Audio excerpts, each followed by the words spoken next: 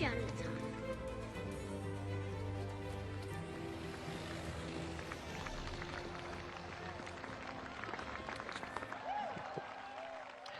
All right, ladies and gentlemen, welcome back to the Enjoy the Walk podcast. As always, joined by my fellow crew members, Isaiah and Dante. Guys, how are we doing this week?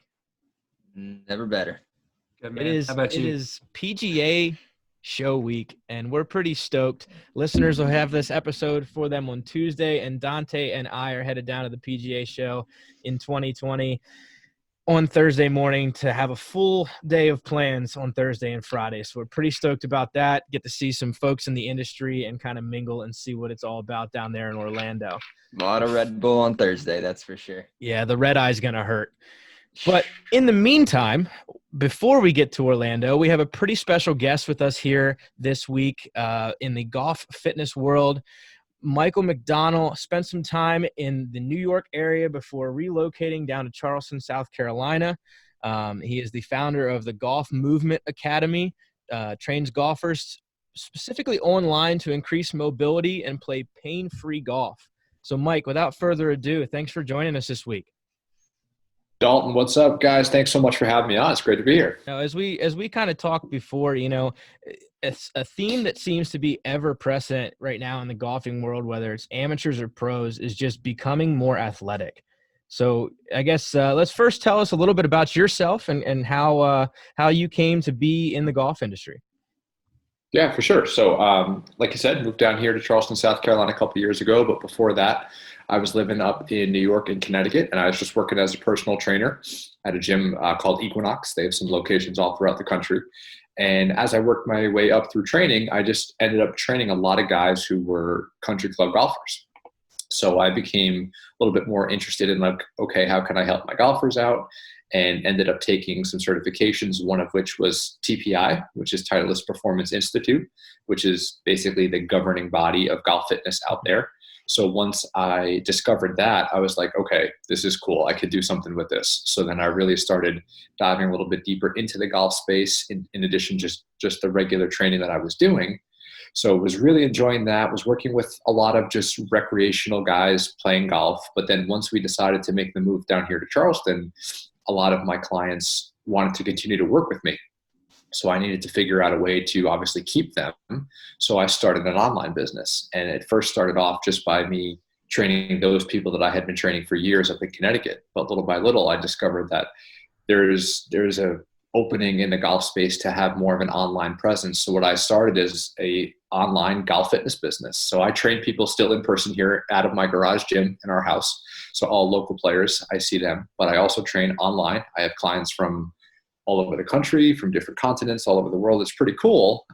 But it's basically a super deep dive and specific to the golf space in terms of how to mobilize their body, how to move better, how to play better. And like you said, play pain-free golf. So kind of started off generalized with the fitness and the training, and then kind of found my niche, found what I really was good at, and found what I thought could really help people. And now that kind of led me into the online space. Oh, that's awesome. And I think something that we even realize within our own aspect is there's so much opportunity for online because it allows you to connect with so many different people across not only your own country, but across the globe. But I got to ask, was yourself interested in golf before this? Or, I know you played a few different sports through college and everything, but did you play much golf before getting into teaching golfers the physical side of things? Yeah, I was a baseball player my whole life. That was my sport. I played college baseball. So I had dabbled. I had picked up a club, played a little bit with my dad when I was little, but never very seriously at all. Once I graduated college and my baseball career came to an end, I was like, I needed to find more of that competitive, nature. So I said, all right, I got to start playing a little bit of golf. So I ended up playing, kind of got the bug, got pretty decent at it, but still never played that much. And then I'd say when I really started training higher level golfers was when I really got immersed in the sport. I watch it all the time. I follow it like crazy. I started working on my swing a little bit. So I'm a decent player now. I'm like a 10, 11 handicap now. But I just like going out playing with my clients. If I get to go out with my pro guys, that's when it really gets fun. But I had played a little bit growing up. I was a pretty good athlete, but once baseball finished up, I said, all right, I got to find something else to get decent at. And I'm at that point now where I'm sure you guys can relate, where you hit a couple of good shots that make you keep coming back for more, right?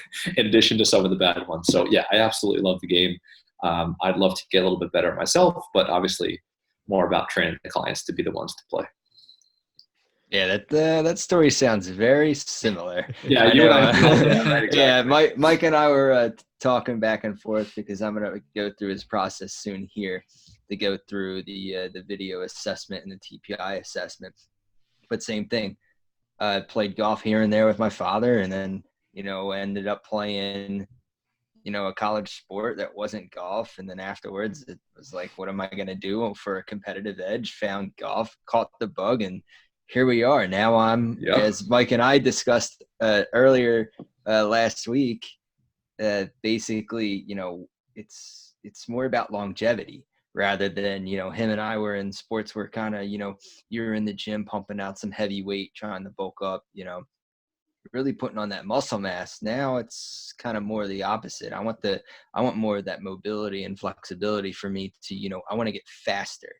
I don't want to really necessarily get bigger. Yeah, for sure. I mean, again, you and I talked about this, and I'm sure we'll dive into it more. But I think the importance is so much into that longevity component and to just mobility and understanding how the body is supposed to move, because so many people get caught up in just kind of going to the gym and maybe trying to lift heavy, or going in and maybe lifting. We'll probably dive into this more, but like lifting a certain body part per day, right? More of that bodybuilding routine. And that's not really the best way to train for golf, because we want to utilize the entire body. It's a ballistic, powerful, movement. So we need to train like that in the gym. And I think as you get a little bit older, not that any of us are very old, but as you get a little bit older, your priorities start to shift in the gym, right? You go from like, hey, I want to look good, to, hey, I want to lift as much weight as I can, to now it's like, hey, you know what? I want to feel good. Yes, I want to be strong, but I want to be able to move. I want to be able to play 18 holes with my buddies and not be in pain or pop an Advil after. So that's definitely something, basically a huge message of what I promote. And a lot of my clients that I have, both in person, but really online, they kind of come to me for that reason. Hey, my back's been nagging for a while, or my hips are super tight. I don't move the way that I used to. So that's a very, very prevalent conversation that I do have. I loved what one of you guys touched on a little earlier, was just like, I see so many of my own friends from whether they played, football in high school or baseball in college, or, the college athlete that didn't grow up playing golf like Logan and I did from a young age and kind of committed to it, throughout high school and stuff. They're getting into golf like right after college. And it seems like more and more I see more friends getting into it and asking me for advice on, hey, like, where do I go get clubs, or what do I do this? But the main thing that I see with all of them in common is like, man, like, how are you so flexible? Because like all these guys, they're big, just like all they did was lift upper body and get big for football, or big to hit home runs, or, whatever it may be. And those kind of athletes seem to struggle making that transition into a more flexible movement that is the golf swing. I'd love to get more, I saw you touch on it a little bit, but I'd love to get more into that as far as, do you see, how do you help people make that transition that might have bulked up in the past that, want to get towards that flexible golf swing? Yeah, no, that's a great question. And let me kind of start that by saying, we want to be strong. Being strong is good, right? So lifting weights is, yes, we want that. And I'm all for that. But I think, like you said, you don't want to get to the point where it's a restriction or a limitation to what you can do with the golf swing. So when we look at the philosophy of TPI and just the assessment process, what we're going to look at is the connection between the body and the swing, because you can't do something in your golf swing that you physically can't do, right? I think that's the first foundation building block. And a lot of times people that have been playing the game for their whole lives, they might have that natural ability. You can separate your hips really easy. You might be able to do some of those things that other people haven't been able to do. So everything starts off with an assessment first and foremost. From there, once we have the information about how someone moves, then we dive into mobility. Mobility always has to come first, because you need the range of motion in order to create stability, strength, and power. You can't do those things if you don't have range of motion. So I don't expect everyone to sit there and be able to rotate like Dustin Johnson. Okay, that's not plausible. But at the same time, if we can take somebody and say, hey, you know what, we're going to attack some hip mobility and work on that hip internal rotation so you can clear your hips through impact more, or we're going to focus on your upper body rotation, right, your thoracic spine, which is going to help that takeaway as opposed to having those guys just kind of sway off the ball. Those little changes and putting a little bit more focus on some movements in the gym that they may have never done before make a huge difference into the actual swing themselves. Once we've established that baseline with, hey, this is what we need to work on, here are some mobility drills that we can give you to get you swinging better, then we stabilize, we strengthen, and then we add power. It's like a pyramid basically of training. And if you don't have that bottom layer of just foundational mobility and just movement, your fancy stuff, your speed, your plyometrics, your med ball throw, all that fancy stuff that you see on social media, that's not going to really be there. Or put it this way, you're not going to be able to maximize that stuff unless you have that prerequisite stuff in the beginning. So again, a lot of my focus with my guys is getting them moving better, some mobility drills, putting them in a position so that when they step up to the first tee or they put the golf club in their hand, they're like, oh, okay, I feel a little bit, I feel a little bit better. But so that's definitely the huge component. But like I said in the very beginning, we're going to deadlift, we're going to squat, we're going to push, we're going to pull, we're going to lift heavy weight as long as you can do so properly, as long as your form dictates that you can, and based off of the assessment that you're physically able to do those things. I love that. And it's funny that like a lot of the maybe older generation golf analysts and talking heads have really taken a fighting stance on the Brooks Koepkas and Rory McIlroys out there that are really busting out some weights, some serious weights, like you said, like deadlifting and squatting, and they're putting up, mid 300s, even close to 400 pounds. And it's like, but they're excelling at the top level because they're doing it right. And they're doing it, within their limitations. And they've worked over a decade to get their bodies in a position to be able to do that. So they're not just stepping in and, trying to do this from a point of, oh, I just started lifting, a month ago, and now I'm going to try and just put up the heaviest amount possible. They've done it over a long period of time under the proper stretching afterwards and beforehand as well. So I love to hear that. And I think a lot of people will love to hear that, just because you golf doesn't mean you have to lay off the weights. It's actually, you can do more of it if you're doing it right. Oh, 100%. And golf certainly has lagged behind in times for fitness, and Tiger obviously changed that back in the day, and he'll be the first one to tell you, Tiger did stuff he was not supposed to do, right? In the very beginning, he hurt himself. We all know the stories, right? That's not what you should be doing.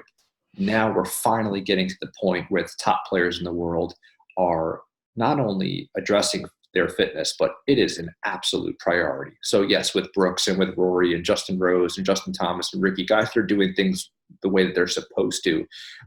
They have teams around them. They travel with their guys, right? Fitness is clearly a part of the game at the highest level. But now we're finally getting to the point where it's starting to disseminate itself down the ranks. So top level amateur golf, collegiate golf, right? Even big time junior play, some of my junior guys, right? If you're not implementing a well-structured fitness program basically all year round, because that's what golf is now, you're going to lag behind. And yes, you see stuff like Brooks. I was interviewed for a podcast the day after he put up that bench press video before the US Open, right? So I got asked all about that. And I might not agree with everything Brooks does in the gym, right? You can't argue that it's been successful for him. And I think part of it's also a bit of an ego thing for Brooks, like just being like the big, strong dude, right? But it's clearly working for him. But you look at guys like Rory and Justin Rose, like I said, like they're doing really what they're supposed to be doing. And I think some of the people in the golf space may have come out and said some things early on that are slowly getting more informed about what we do. And they're like, oh, okay, this is going to help guys. This is going to help guys like Phil swing 120 miles an hour at 50 years old because he's embraced TPI training. That's literally what he's been doing, right? So we're getting there. We're still lagging behind a tiny, tiny bit. But the thing that I like to tell people is this is happening at the highest levels in the game, no doubt about it. So you need to be doing those things too, right? Why wouldn't you be implementing some of the strategies that the best players in the world are? Absolutely. And you referenced again the TPI. So for those that maybe don't know or aren't fully aware of what that system or, what that all entails, run us through a kind of a brief overview of what TPI is and how people have really benefited over the last few years from it. Yes. So Dr. Greg Rose and Dave Phillips started TPI, Titleist Performance Institute, based out of California. And again, like I said, they're the governing body. They are the first ones to come out and say, okay, here's the data and here's what we look at in terms of how the body and the swing are connected. So the philosophy that we use as trainers is to go through an assessment. So there is a preset list of drills that we take our clients through, which is something where if I'm taking you guys, if you guys come over for a session, if I take an online client from Australia, or if Tiger Woods walks in my front door, it's the same assessment, right? And that's the beauty of it. It gives you the same information based upon how the joints in the body move. Excuse me. So from that perspective, the whole point is to analyze those movements, see where the restrictions are, and then correlate those to the golf swing. So I'll give like one quick example, right? If you're trying to shallow out your club on the downswing, let's say you're working with a swing instructor, right? You want to get more shallow. The action needed to do that is what we call shoulder external rotation, right? To be able to drop the club in the slot. If you can't do that physically, if you don't have range of motion to do that, you're going to compensate in your golf swing. So as opposed to dropping that club in the slot, you might come over the top. And it might look like, oh, the swing instructor is like, no, I need you to do this. I need you to do that. Well, you can't do it because you don't know how to do it physically. So my job is to sit there and say, here's how you can move. Here are the limitations. Here are the restrictions. Now here's all the training to make it better. I'm never going to tell somebody how to swing a club. I am not a swing instructor, right? I look at movement. And that's the beauty of TPI, because there's a fitness track, there's a medical track, and there's a golf track. So it basically builds a team around the player. So me as the fitness guy, I'm communicating with my players' swing coaches based upon the things that they're doing. And that's when the beauty of it really comes into play, when you have a well-rounded team approach. So that's how we look at things from a TPI perspective. But all of that doesn't change the fact that the body is meant to move in a certain way, right? So we need to train it that way. And that goes back to what we talked about before, training overall movements and not certain muscle groups and things like that. And you notice that with players now, a lot of them are like Rory, Tiger, they've really started getting into physical fitness. Mm-hmm. But if you could recommend an age for players to start getting into TPI, start working out the right way, what would you say would be the right age range for men or women to really start focusing on their physical fitness if they want to, excel in golf and, all other areas of life? Yeah, that's a great question. I think just to backtrack on that for a second, I am a big proponent of not specializing in something super young from a sport perspective. Be an athlete, right? Do it. And Dalton, you said this in the intro, right? Be an athlete. Play as many sports as you can. Get yourself accustomed to doing as many things as you can. And then if you're a stud or if you want to really specialize in something, be my guest. If I had to put an age on that, I mean, there's nothing wrong with kids that are 12, 13, 14 years old starting to work out and starting to lift weights properly.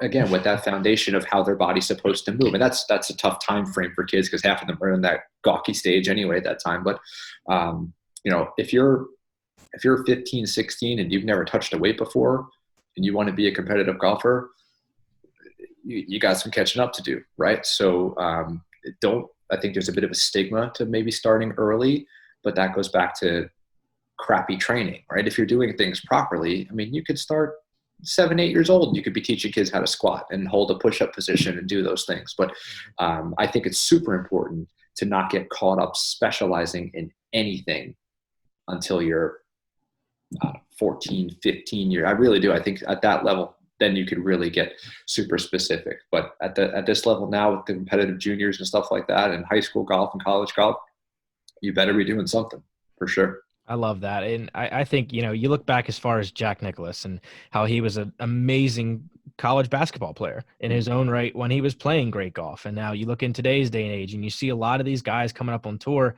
Yeah, some of them are like junior golf phenoms and they picked up the club and got on, tours early. But you look at your most recent U.S. Open champion, Gary Woodland, and how he was a great basketball player.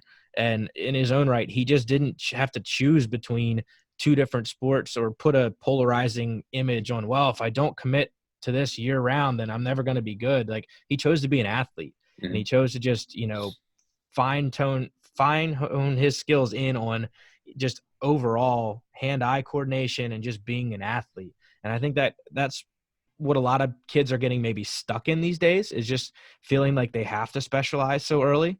And I love the, position you took on that. I feel like just being an overall athlete is so key to not only developing overall better skills, but just maybe I feel like overall enjoying kind of just sport in general. Agree. I'd love to get into your core values of, the kind of four main aspects of your Golf Movement Academy, and walk us through each one of those and why you feel as though they're so important to what you do every day. Yeah, thank you for asking.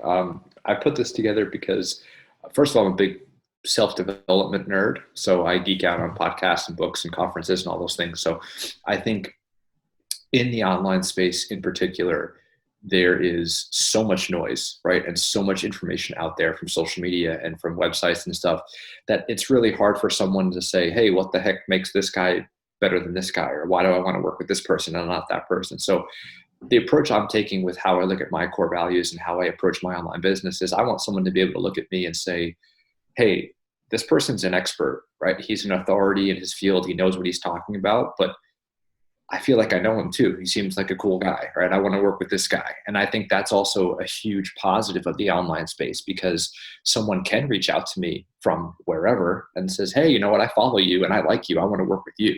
Whereas if you're in a gym setting, you just get kind of put with a trainer for a lot of the time. So that's been one of the blessings about the online space. And that's where I kind of come together with what I put together for this in terms of what I would consider my core values and what I want people to embrace when they work with me. So that includes being growth minded, to be able to consistently think that things are going to get better and that you're going to strive to be better than you were before. We have a capacity to continue to learn, something I hold to myself and try to learn and get better. So I want my clients to come in and say, hey, you know what? I'm excited. I'm optimistic about the path moving forward. So we're going to be growth minded. We're also going to be intentional. And that's just simply, hey, you know what? With our thoughts, with our actions, with our commitment, we're going to be super intentional to focus on the things that we want in order to improve. The third one that I like is over deliver. And that's more so probably for me, but at the same time, I think for anybody, if you just go that extra mile, if you kind of do more and just, under promise and over deliver, right? So I think that's just one of those things where if I can give you that little bit extra to say, this is what it's like, send you a personalized note on your birthday, or, remember your kids' names, or just send that travel program before you leave for your trip, little things, right, to help the experience. I think that plays off. And then the final one is plan to succeed, is plan to do good things, because I sure as hell believe in what I'm going to do.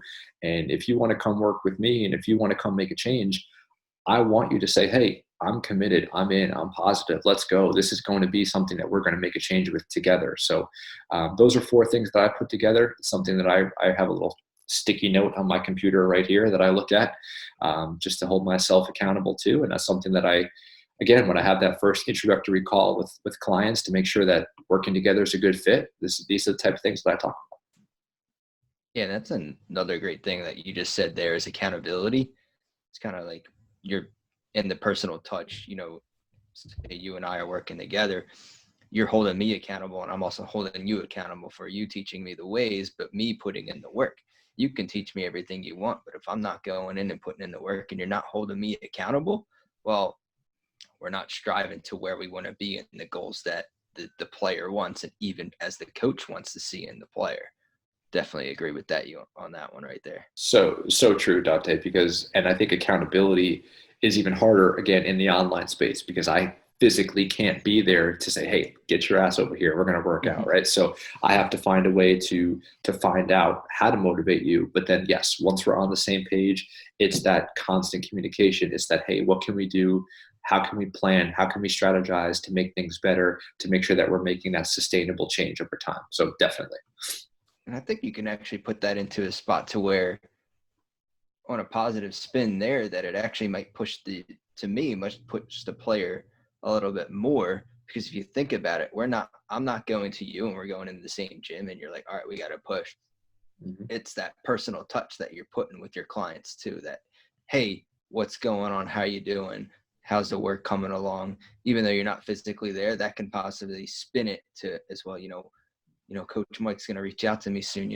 I need to put the work in. I need to get this grind going. I want these goals. I can see that there as, where the accountability and even the drive can be in the player.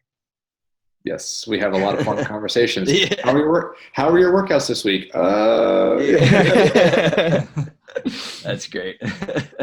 No, I think I know even from my past experience too, it doesn't have to be that person that's in the gym. Even if you have that one person that's just on your ass texting you or, in your phone. I mean, we're all on our phones more than we talk with people some days, it seems like. And to have that person in your ear on your phone saying, hey, don't be a lazy, get your butt to the gym and get it done. Because I'm counting on you like you're counting on me.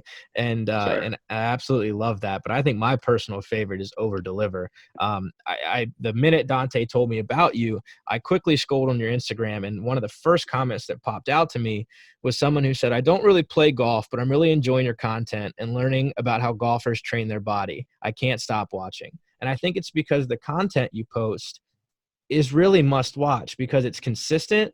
You can tell there's not much exterior, distraction. It's you in your gym just trying to provide good content for people and just deliver that kind of core value of, hey, this is golf fitness. I'm going to get you results if you just listen and do what I'm helping you do. So I loved that from the minute I saw it, and was hooked from that minute to see people that really don't even know you on a personal level getting that kind of satisfaction out of the content with that. I was really pumped to see that feedback that you were getting. So I hope you get more feedback like that in the future, because it's well deserved. Me too. So do I. No, in all seriousness, it's getting a comment like that, getting the DMs every once in a while from people that are just like, hey, you don't know me, but I've been following your stuff, and I feel better, or I'm not in pain, or just like you said, hey, I love what you do. I watch all the time. It's awesome. It's just flat out awesome. And half the time it's stuff like you said, where I don't even know the person's watching. I sit there and try, like you said, to put out as much information as possible. And it's free, right? All the stuff on there is free. And people ask me a lot, why do you give so much away for free? And why not? What am I going to do? Hold on to it? That doesn't really help anybody. I mean, if you want to work with me, there's still plenty of stuff I'm going to give you, and we're going to put the plan in place and all that stuff. But on a daily basis, I'm going to put out my value, my knowledge, my expertise to say, hey, listen, I'm going to try to help you. And I think, like you said, with my page, it might not be the most aesthetically pleasing page or this or that, or I'm not shirtless and I don't know, but it's consistent, right? It's me doing the work. And then on stories, I'll get on and show pictures of my dogs and my new baby girl and me and my wife hanging out, and because I'm a real person. But when it comes to some of the stuff on there, I'm just looking to say, here, here's all the stuff.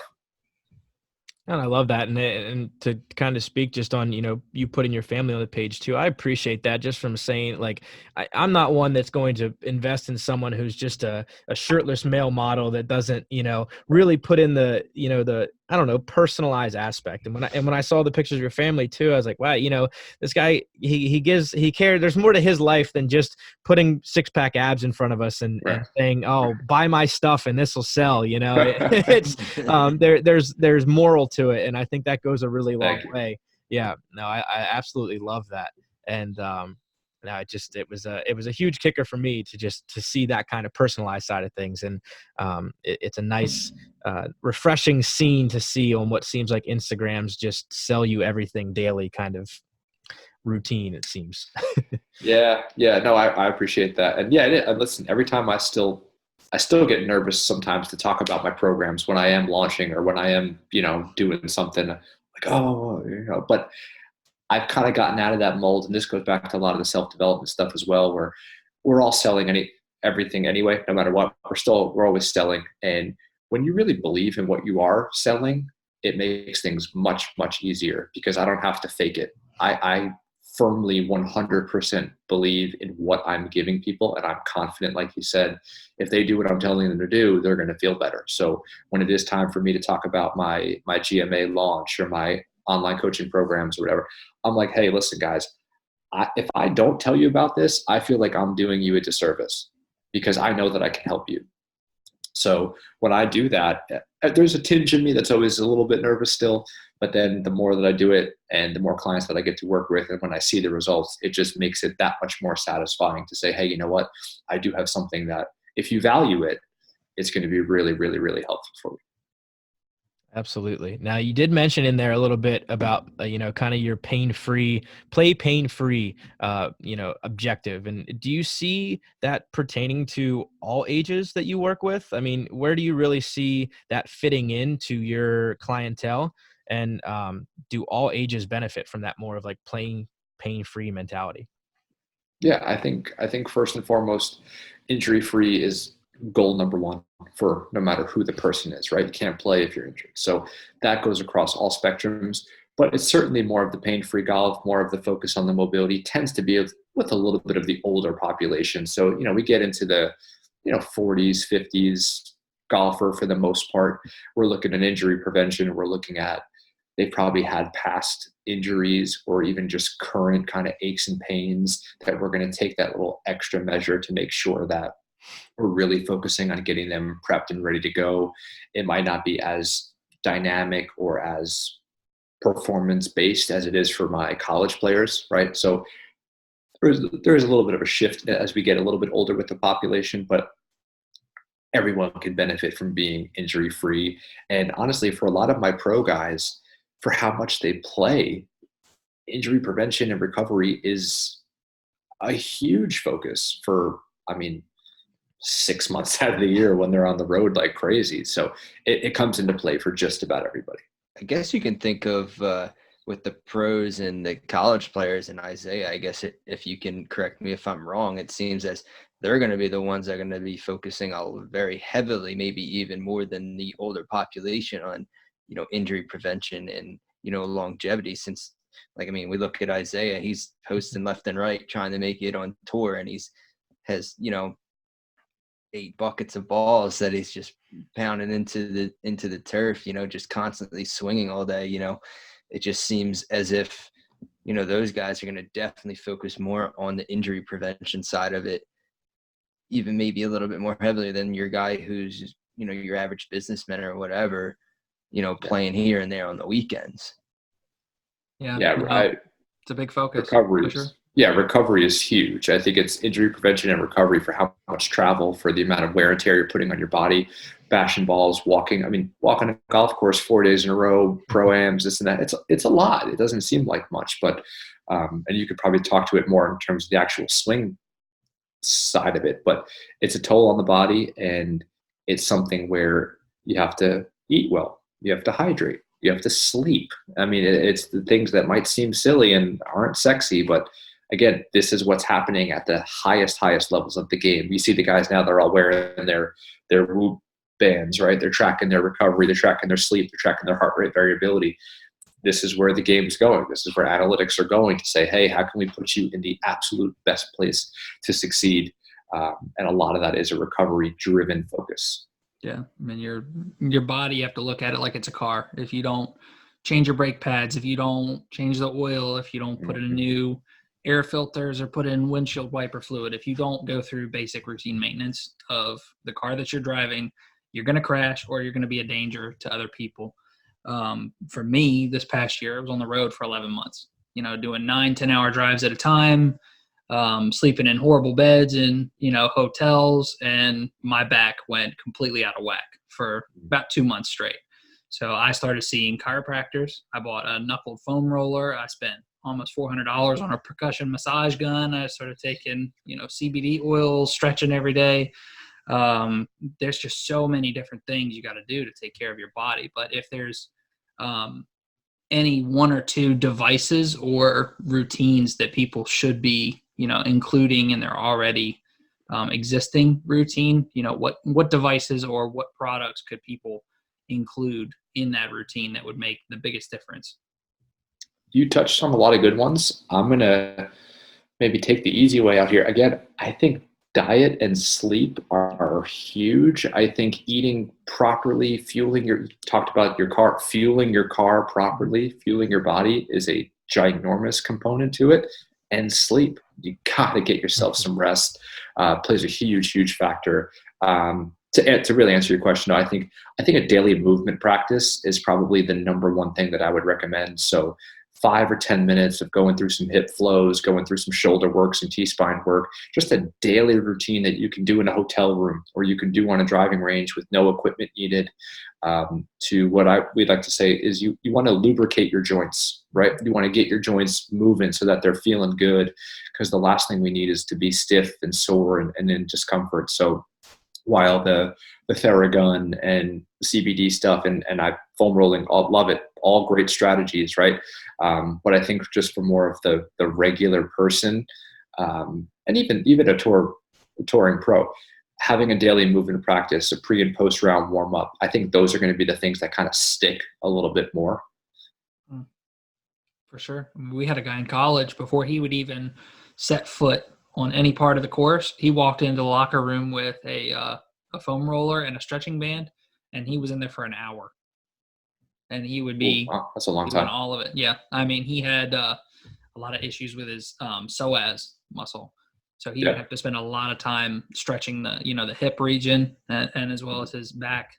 But he would not set foot out on the course unless he did an hour of stretching every time. Well, to that point, I think a lot of times behind the scenes, right? The viewers on TV don't see what's happening behind the scenes, right? There's a tour fitness truck that travels to every single week on tour, and they're all in there, right? So before the guys, like you said, before they step foot on the driving range, they are prepped physically. So some of them are getting manual therapy, some are getting chiropractic adjustments, some are just going through mini workouts, and this is happening every single week with I don't want to say everybody, but we'll call it a far majority of players, and that's at the tour level for sure. And then was at a couple of Corn Ferry events last year, and kind of same thing. You had a handful of guys that are in there kind of like not really sure what they're doing, but then you get a handful of guys who are in there with their rollers, their bands. And, I was there traveling with a few of my players, and we're going through our pre-round prep in locker rooms and on the range. And it's just something where it's happening. People just don't see it. And I think that would actually be a really, really cool thing to somehow, Golf Channel can throw a camera in the fitness trailer to show us some of the routines that these guys are going. I mean, it's getting out there a little bit now. Golf Channel Academy puts out some stuff that's okay. But just know that it's happening and that these guys are taking care of their bodies first before they even step foot on the golf course. Yeah, I think a lot of things people forget is these guys are professional athletes. They run a circuit. They're out there every week, like we touched on earlier. It's not it just goes back to your longevity discussion we had really early on. It's these guys are not in it to hit a golf ball 400 yards almost, on a given day, even longer at some tour stops. They're not in it just to hit it that far. They're in it to sustain long careers, and to do that daily routine that no one else sees is necessary, like you said. So I think I would truly love to see a little more behind the scenes features or something like that to just get a full grasp on what these guys are putting in. I feel like a lot of these guys, they're up at the crack of dawn, even if they have an afternoon tee time to get some cardio in, to just get the body moving and keep it moving.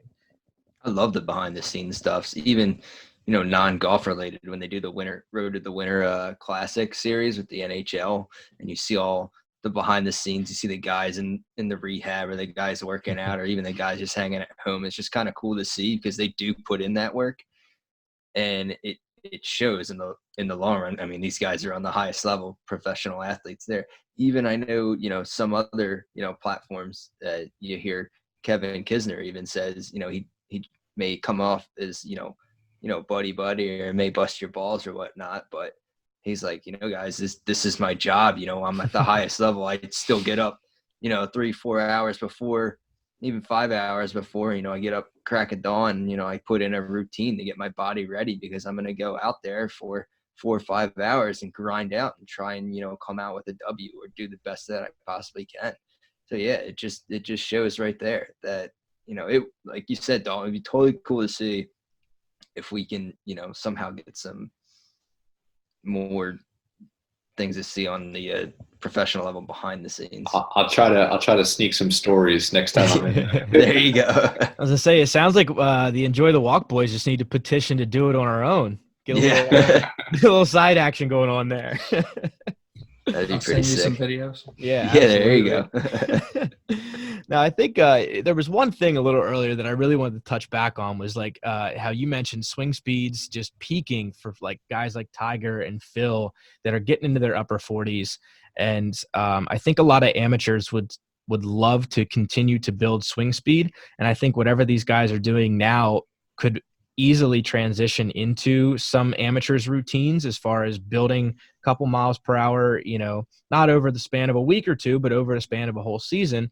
I would love for you to touch on a little more of maybe what you do to kind of build players' swing speeds and how amateurs can kind of grasp the concept that these guys on tours are using to build their own speeds.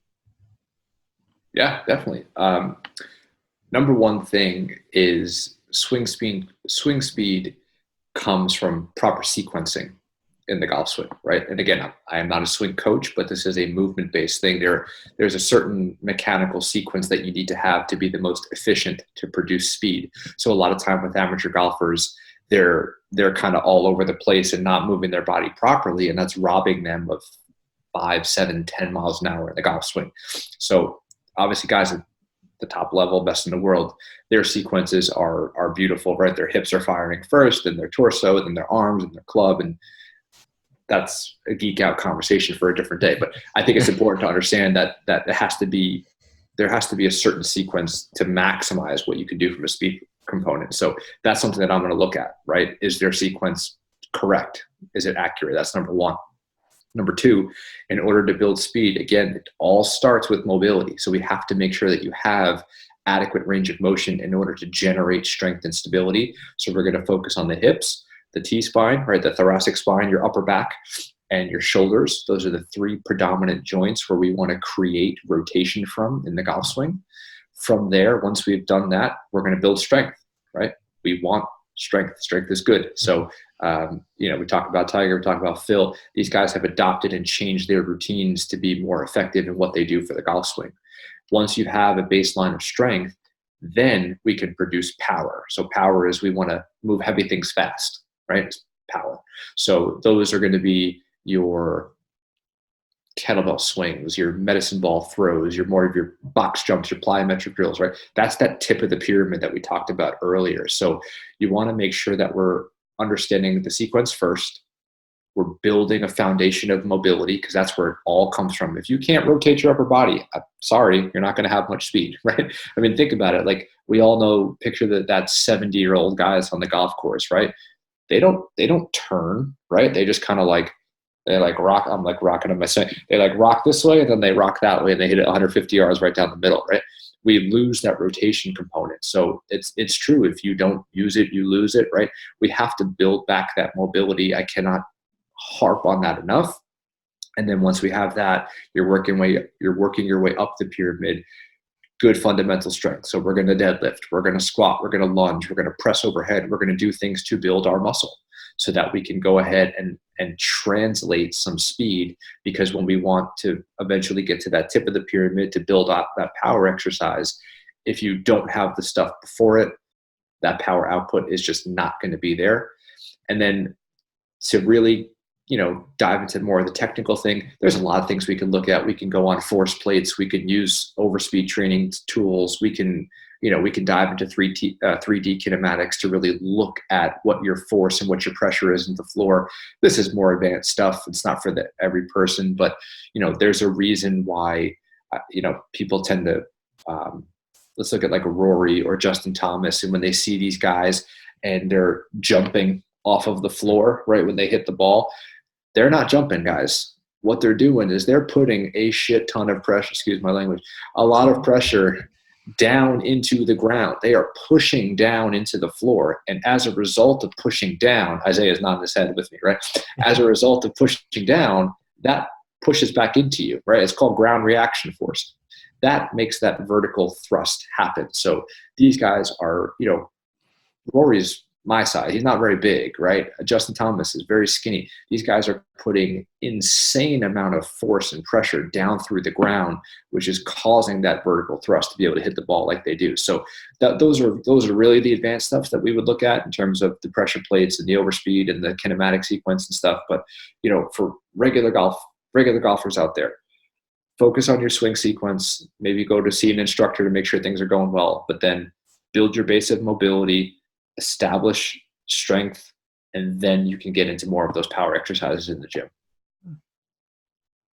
I love that. That's it's so funny the way amateurs think these guys are doing something otherworldly to get these kind of swing speeds, and it's just a matter of putting in your time and building, like you said, from the ground up, and kind of just getting a solid base around you to get to the fancy stuff down the line. Yes.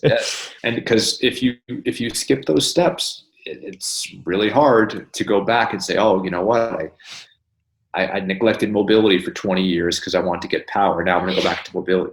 Well, it's damn hard to make some of those changes now. And, yes, these guys are doing what they're supposed to do from a physical perspective, and that just makes things easier. But the regular golfer out there can see massive gains if they just start to do some of these things. Yeah. And does that end up being sustainable too at that point? Sorry, Isaiah, to get in front of you there, but so say that one more time. Does that end up being really sustainable then? I mean, when you start building this base and you get to this point where you've done the fundamentals to get to the fancy stuff, if you've done it the right way, can that really be sustainable over a long period of time? Like these older gentlemen getting into these swing speeds? Absolutely. I mean, you see it happening, right? So yeah, definitely. I think that's the whole point, is to make it something that it is sustainable and it's gradual and it builds. Because listen, I have my super speed training sticks in the garage. I could take all of your swings right now and jack them up 5 miles an hour in 10 minutes, right? Just by going through some of the protocols. That's not going to last. That goes back down, right? But if you're doing the daily things with your body to make your body more efficient, then yes, then you're going to see changes over time that stay there. And that's the name of the game. That's awesome. And I think putting that perspective into seeing that kind of where we started the conversation, seeing it in junior golf, seeing it in college golf, it's exciting for the game to see where it's going to progress in another 10 to 15 years, once we really start seeing all the analytics from these whoop bands and from, just people diving back into, like you are, really focusing in on just golf centric workouts and getting to understand the body more. And, to get just all of these numbers compiled over a long term and then look back on it and say, all right, well, here's what we really thought worked, but we can do it better. Mm-hmm. And I think that's going to be the exciting part in the next, movement for golf is, all right, let's really become fine-tuned athletes. Yeah. And with the Koepkas and the Gary Woodlands, the DJs of the world, this is just the beginning, guys. You should see some of these kids that are coming down the pipe. I mean, there's going to be 6'5", 230-pound golfers out there like it's the norm. I mean, we talked about the athlete stuff before. Yard distances going up, speeds are going up. I'm telling you, it's going to be a different game in 5 years. As a 5'9" amateur golfer who enjoys his state am events, that's not good. That's not good news for me. Yeah, you're telling me. Courses are getting longer too, with the advent of with technology, the way that it's progressing. Drivers getting longer every year, ball getting longer. Course is going to be 7,700 yards. There's a point where they're just going to have to cut it. I mean, that's a whole nother conversation for another day. But we're running out of real estate real quick. There's no doubt about it. No, I think that's just crazy. But people that go and watch golf tournaments, they don't necessarily want to see the 5'9" guy that hits it 275, which is kind of why you see like a Luke Donald's kind of on the out. But then you get a Dustin Johnson that goes out that's 6'5". He's ripped. He can fly the ball 350 yards. People want to see that, and they'll pay good money to see that. So for the golf industry, it's really cool to see that, but it's going to keep TPI guys keep their jobs for a long time to come. That's for sure. Sounds good to me. Mike's like, yeah, sign me up. I'm in. No, that's too good, and it's I think you still see some of the shorter guys being relevant, but it's all about course layout when it comes to some of the bomb and gouge courses. You're starting to see these longer hitters are just taking over, and it's going to be fun to see this next generation of kids come around, and I'll probably be on my couch watching them and hopefully covering it somewhere down the road, but. I think we'll wrap up by maybe just covering a little something fun and quirky that we posted on our Instagram today. Mike, I saw you voted on it, so I want to get the listeners' opinions.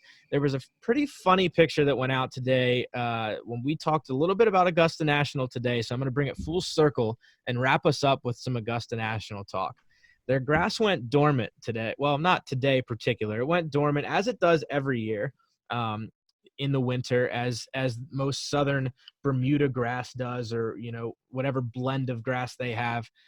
It looks like an everyday muni if you wouldn't have too much golf knowledge and know the ins and outs of what the grass does to itself. So we said, would you still play it? 89% of people said they'd still play it. I'm joined by the other 13% that said they wouldn't. Guys, that's right. I need to know your reasoning behind that. Well, for me, Isaiah and I discussed earlier is that so there was collusion. It just looks like every other course out there. Mm-hmm. And Isaiah put a good point, was the fact that you're not going to get Augusta greens and Augusta fairways. Like you want to go and play Augusta like it is during the Masters. If you go that on a regular day with whoever, you're not getting that. No, you won't have that experience. I mean, the Masters is what it is because of the venue that's hosted there. Without that, I think it's really just like Dalton said. It's a muni. It's just any other golf course. All right, so hold on. I'm Mike, what do you think? Mike's gonna hang up. That's what he's gonna do. It's been real. No, guys, you're out of your mind. You are out of your mind. I mean, it's Augusta National. Are you going to turn down an invitation? Never had one, okay. So. Well, fair enough. I'm taking. Does it look the same?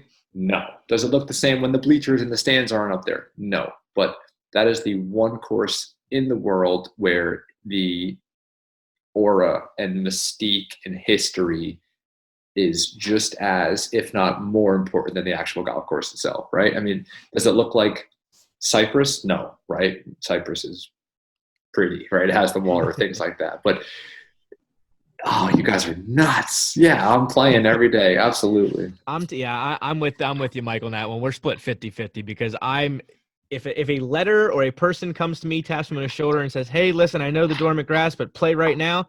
Absolutely. I'm in. 10 out of 10. Done. To walk those same fairways and the history that's on that course. And I'm not, and maybe I'm taking this from an amateur golfer perspective, I don't think I'm getting that invite in the next 60 years playing competitive golf as I do. So, yeah, you bet your ass I'm on that. But with history, that's though, funny. How would you feel about going and playing at the birthplace of golf? I think I'd rather go play St. Andrews, go to where the game actually started and play there than play Augusta. Yeah, Augusta. I see your point, but Augusta dormant or just like Augusta and the Masters? Yeah, sign me up. I would love to play that week. I would love to have the invite. But if it's going to be dormant, you might as well go play St. Andrews. I mean, you'd probably be more challenged playing that course than what you'd be playing Augusta if it's dormant. I'd love to get out to the UK and definitely play over there. Totally different ball game, for sure. I mean, the only defense I had is the picture that they brought out. The bunkers look tarped over too. So they're empty. They get rid of their sand every year. Completely gone? They get rid of their sand every year. They ditch it every year. Okay. Well, so you're trying to say that's a maintenance photo? Yeah. I'm surprised they didn't like track the guy down who took the picture and got it off. Yeah, geez. I don't know who the original poster was, but I've got to think there's a cease and desist out there for him and his job right now because that's not very Augusta-like. Well, Mike, it's been a true pleasure you joining us, and I know we're all golf nerds here and love to kind of hear the ins and outs of how to stay healthy, if you already are on track to being healthy, and if you aren't healthy yet, how to get into it and get down the path of building mobility and sustainability within your golf game. So Mike, I really appreciate it. Where can everyone find you, your online program and your Instagram, and where can they seek out your online stuff? Yep, I can be found at Coach Mike Mack. So that's an Instagram, just one word, at Coach Mike Mack. And that's also the name of my website, just coachmikemack.com. Those are the two main platforms. You can find all the information. I offer several online training programs. So you can dive into all of what that entails on my website. And then with Instagram, like I talked about before, you're going to get a ton of free content. You can sign up for my email list and just interact with me there. I love to get comments and DMs and emails from everybody. So guys, this was a blast. Thanks so much for having me on. And for anyone that's listening, just feel free to reach out if you have any questions whatsoever. I offer anybody just to hop on a free coaching call with me and just chat a little bit about your routine, your fitness, your goals, whatever it may be. I just truly enjoy helping people. So I appreciate this opportunity hanging out with you guys. Absolutely, man. And, I think we found you via Instagram and Dante kind of reaching out, and we can kind of vouch for him, guys. He's highly accessible, very easy to talk to. I signed up for his email list, and within about 10 seconds was notified that, I was in. So it's very easy to sign up, and I hope some guys can reach out to you, and feel free to give Coach Mike a shout out. We really appreciate you having you on the show, man. Thanks, guys. All right, guys, really hope you enjoyed that insight from the fitness industry, as I know Dante and Isaiah and myself did. Guys, he really provided a lot of insight there just for the common man to figure it out. Physical. There's a lot of information to absorb. I found myself being quiet the whole time because I was just soaking in so much of it. I mean, if you go to his Instagram page, the amount of stuff that he just gives out to the public for free, it's worth the follow for sure. Absolutely. There was a point I don't feel like we gave enough credit where credit is due to his Instagram. I tried, but seriously, guys, you guys got to check it out for yourselves at Coach Mike Mack, MAC. He puts out, I think, from what I can see, at least semi-weekly or semi-daily content. And it's serious nuggets of gold when it comes to golf fitness. And it's super clear. It's very thorough. And like he said, he doesn't have any distractions that, prevent you from not getting his message across. And he takes it nice and slow for you, even if, to say, you're not really into the fitness game, but are trying to get out there and get into the fitness game and really want some explanation. He'll dive in and show you piece by piece on what's needed to get the effective stretch or whatever he's producing on his page for whatever you need to elevate your game. Yeah, absolutely. Guys, go check him out. Do us a favor, reach out to him, see what he can do for your golf game. There's never a point where you shouldn't at least try and get better, whether it's your swing or your fitness or whatever it may be, no matter your skill level. So we can all get better in some way, shape, or form. So I hope you guys really enjoyed that episode. We're signing off here, but we're headed to the PGA show in Orlando, boys. We pretty pumped? Yes. I think it's just unreal. It's kind of the pinch me aspect. Is this really happening?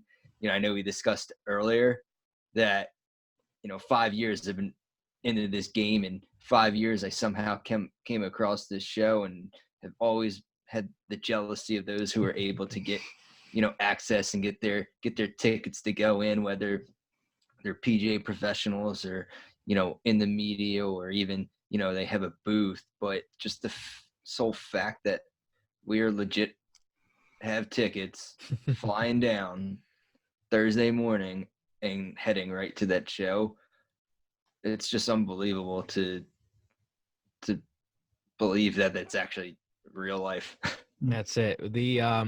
We want to thank you guys. I don't think we've ever taken a second to just thank the listeners for tuning in and interacting with us, whether it's on social media, on Instagram @_enjoythewalk. It's the same thing on Twitter. You guys leaving reviews Whew, I'm going to edit that out. You guys leaving reviews on iTunes and just tuning in every week. We've only started not too long ago in December, and you guys have been absolutely awesome and are honestly the reason why we're getting to do this. We are credentialed media with the PGA because you guys tune in and listen, and they think you give a crap what we say. So thanks for giving a crap. No, we're super excited. We'll be down there all day Thursday and Friday. Still might have an opening to play with us Saturday morning as well. I think we're headed out to Dubs Dread. Yeah. We're looking for a fourth. So like we said, @_enjoy the walk, hit us up, send us a DM. We will gladly fill that spot with you guys if you're in Orlando for the PGA show, or you at least live around the area. Maybe you're not even going to the show. If you just live around the Orlando area and want to hang out and play some golf Saturday morning, hit us up, and we'll gladly shoot the shit with you for 18 holes. Yeah, man. 812 Dubs Dread. See you there. Be square. All right, guys. Yeah, just seriously blessed for this opportunity to go down, and we'll keep you tuned in all week long. We have some interviews scheduled that we'll release next week. We'll probably actually do a special 2-release week next week. Well, we'll release a episode Tuesday and Thursday since we have so much content we'll be doing for you guys down there in Orlando. Check out our website as well, where we can find all of our merch and our latest Waste Management Open crushed can t-shirts, hats, and apparel, all there at www.enjoythiswalk.store. If you guys want to check that out and support the brand, please by all means head over there. We really appreciate it. So guys, that just about does us. Off to Orlando. Hell yeah. Woohoo. All right, guys. Love it. Enjoy the walk, everyone. We'll see you in Orlando. Enjoy that walk. Enjoy the walk.